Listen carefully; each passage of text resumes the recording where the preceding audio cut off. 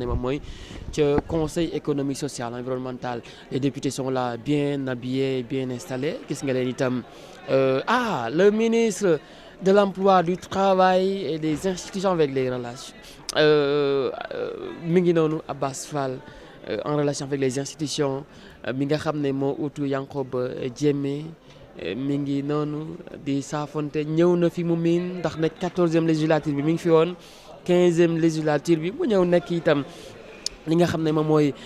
ministre Abass Fall vient juste d'arriver fi nga xam ne moo ci assemblée nationale bi lee toog côte à côte ak ki nga xam ne moom mooy le ministre de la justice di maître Ousmane Diagne xam naa du yàgg léegi le président de l'assemblée nationale El Malick Ndiaye yegg si ndax nag 10 heures moo daal di jot foofee nga xam ne moom mooy ca diwaanu Touba. Bienvenue daal leen ak jàmm yéen ñu ñuy bàyyi xel que tey jilee la ñuy waxtaanee bokk ci ñaari ponk yoo xam ni soxal na sénégalais yi boobaak léegi ku nekk di ci wax ku nekk itam di wax utilité bi nga xam ne moom la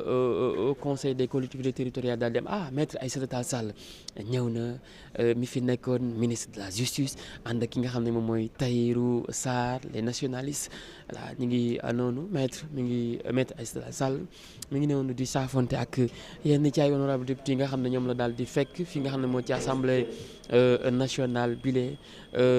Tahirou Sarr mi ngi noonu di saafonte ak itam le maire de Malicounda Maguette Sène Nijaayu Ndiaye voilà bien habillé moom itam costume cravate teg ca cravate bu chemin voilà mi ngi noonu ñu ngi leen di nuyu bu baax yéen ñi nga xam ne yéen ñuy bàyyi xel que li nga xam ne moom mooy li ñu war a waxtaanee tey fii ci assemblée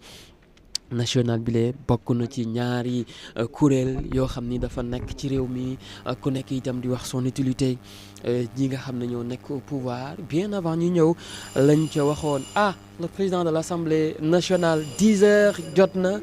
10 heures 0 minute le président de l'Assemblée nationale El Malick Ndiaye vient juste d'arriver voilà président ñëw na El Malick Ndiaye le plus jeune président de l'Assemblée nationale d'un moment à l'autre ñu daal di tàmbali li nga xam ne moom mooy la séance plénière jëm ci li nga xam ne moom mooy examen des projets de loi suivants jëm ci au conseil des collectivités territoriales ak itam li nga xam ne moom mooy conseil économique social environnemental. Bienvenue daal leen ak jàmm yéen ñi nga xam ne yéen ñuy bàyyi xel que le président de l'Assemblée nationale ñëw na ba 10 heures jotee fii nga xam ne mooy ci assemblée nationale bi la gis ngeen les secrétaires élus le ministre de la justice mi ngi noonu le ministre de l'emploi Abass Fall moom itam daal dinay ñëw d'un moment à l'autre ñu delloo kaddu gi bu ko defee ñu mën a déglu le président de l'Assemblée nationale ci li nga xam ne moom la ñu war a waxtaanee tey fii ci assemblée nationale bi la lii nag dafa bokk ci ponctualité voilà lii mooy Pape lii mooy ponctualité lii mooy pragmatique 10 heures jot na président ñëw na ñu déglu ko léegi d'un moment à l'autre ci kaddu yi nga xam ne daal dina ko yëkkati gis ngeen député yaa ngi noonu di ñëw ba léegi du yàgg léegi ñu daal di tàmbali président ngi noonu d'un moment à l'autre ñu jëm ci li nga xam ne moom la ñu waxtaanee projet de loi numéro 14/2024 portant abrogation de la loi organique numéro 2012-28 du 28 décembre 2012 Bouna Seck le coordinateur JPS maa ngi lay nuyu bu baax le modèle de la jeunesse sa xarit ngi noonu El Malick Ndiaye jërëjëf fonctionnement du conseil économique social et environnemental et la loi organique du numéro 2016-2024 du 14 juillet 2016 relatif à l'organisation et au fonctionnement du Haut Conseil des collectivités territoriales. D'un moment à l'autre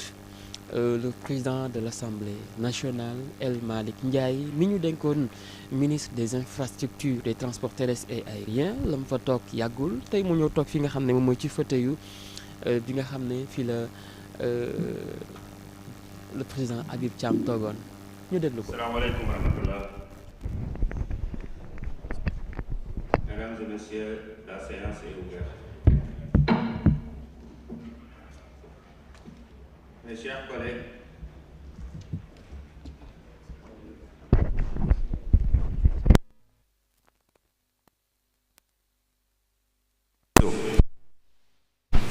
une lettre demandant la radiation de notre collègue Thierno Alissi.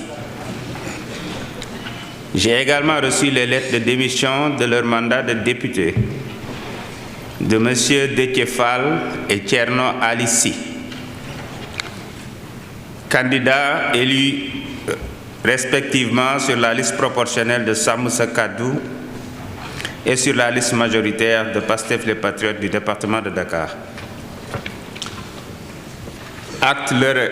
est donné de leur démission qui seront immédiatement notifiées à Monsieur le Président de la République conformément aux dispositions de l'article 7 de notre règlement intérieur. En vue de pouvoir à ces vacances et en application des dispositions de l'article L154 du Code électoral,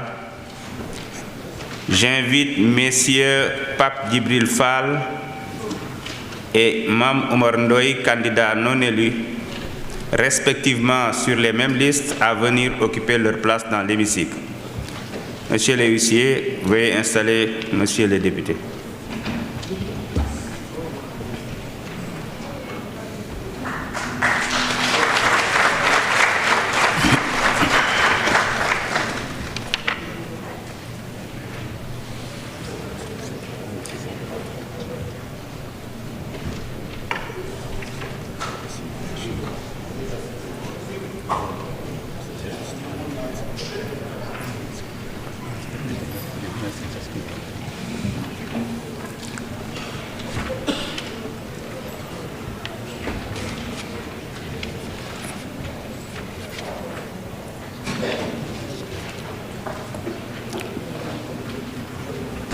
Merci beaucoup.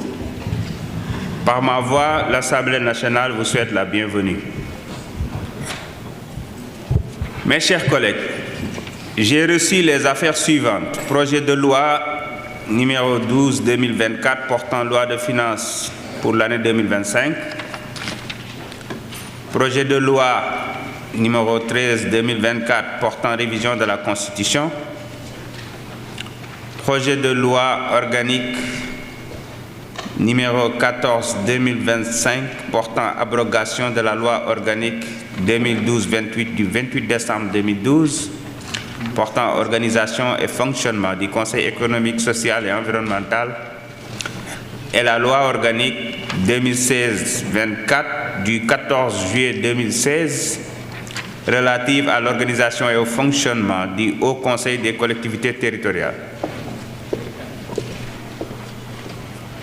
J'ai aussi reçu le projet de loi 15-2024 portant loi de finances rectificative 2024. Acte est donné au gouvernement du dépôt de ces affaires. Je voudrais vous informer aussi que Monsieur le Président de la République a demandé l'examen de ces projets de loi selon la procédure d'urgence. Conformément aux dispositions de l'article 73, alinéa 1er de notre règlement intérieur, l'urgence est de droit lorsqu'elle est demandée par le Président de la République. L'ordre du jour appelle donc l'examen du projet de loi portant révision de la Constitution, à savoir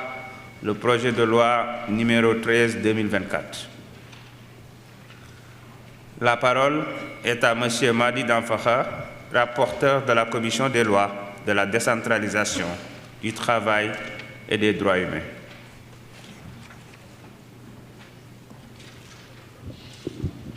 Merci, Monsieur le Président.